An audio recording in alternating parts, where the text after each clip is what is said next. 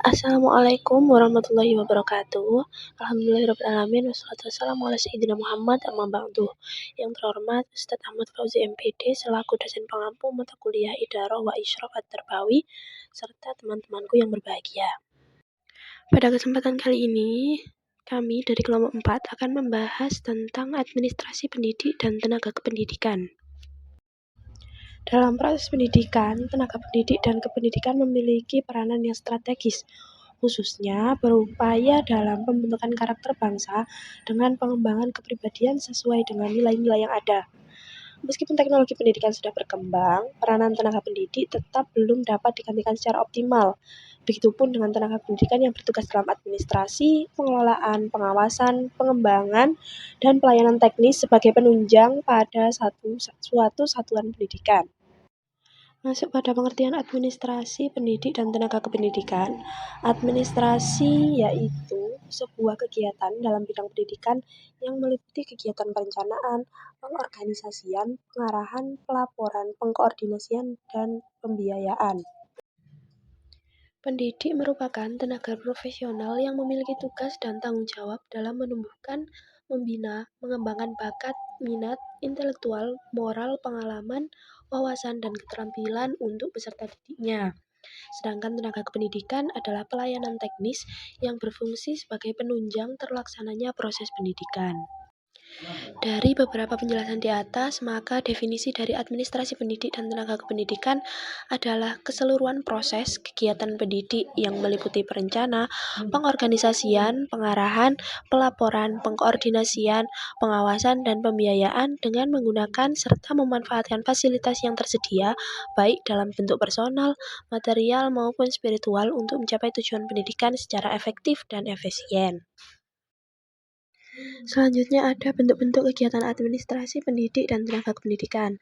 Yang pertama ada perencanaan, yaitu kegiatan untuk menentukan kebutuhan pegawai baik secara kualitatif maupun kuantitatif untuk sekarang dan masa depan.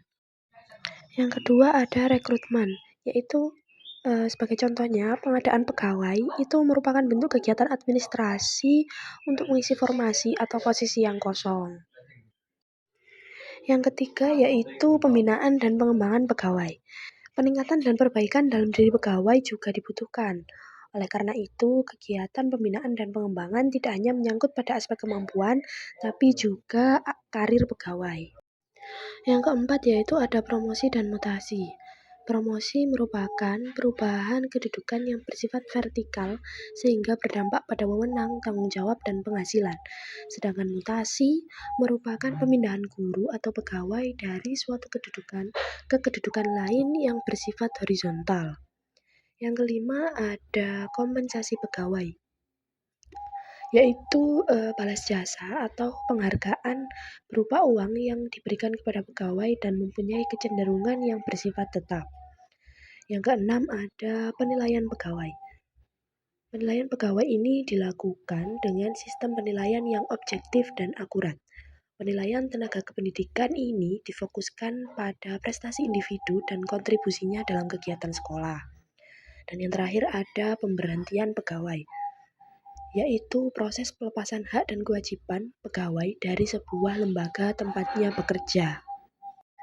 Pembahasan selanjutnya yakni jenis-jenis dokumen administrasi pendidik dan tenaga kependidikan. Dokumen administrasi pendidik dan tenaga kependidikan ada 9, yaitu yang pertama peraturan SK tentang kode etik pendidik dan tenaga pendidik. Yang kedua, SK tentang pengaturan beban kerja pendidik dan tenaga pendidik. Yang ketiga, formulir pendataan pendidik dan tenaga pendidik. Yang keempat, daftar penilaian pelaksanaan pekerjaan atau DP3 bagi PNS. Yang kelima, surat permohonan cuti yang terdiri dari cuti bersalin, cuti besar, cuti karena alasan penting, dan cuti sakit.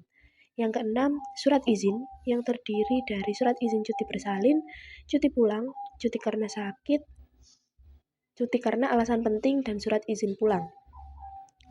Yang ketujuh ada identifikasi kebutuhan pelatihan pendidik dan tenaga pendidik. Yang kedelapan ada riwayat pelatihan pendidik dan tenaga pendidik. Dan yang kesembilan ada evaluasi kompetensi pendidik dan tenaga pendidik. Berikut merupakan format administrasi pendidik dan tenaga kependidikan.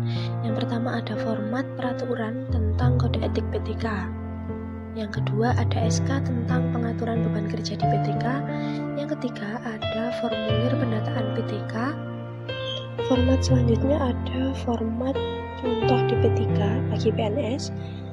Ada juga format permohonan cuti bersalin, format permohonan cuti besar, format permohonan cuti karena alasan penting, format permohonan cuti sakit, format identifikasi kebutuhan pelatihan PTK.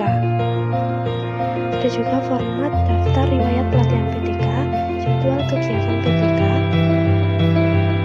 format evaluasi kompetensi PTK, dan ada juga contoh format surat izin pulang. Mungkin itu sedikit penjelasan tentang administrasi pendidikan dan tenaga pendidikan. Kami dari kelompok 4 mohon maaf apabila ada penjelasan yang kurang sesuai atau kurang memahamkan. Kami mohon maaf. Ini mungkin waktu kita sudah selesai.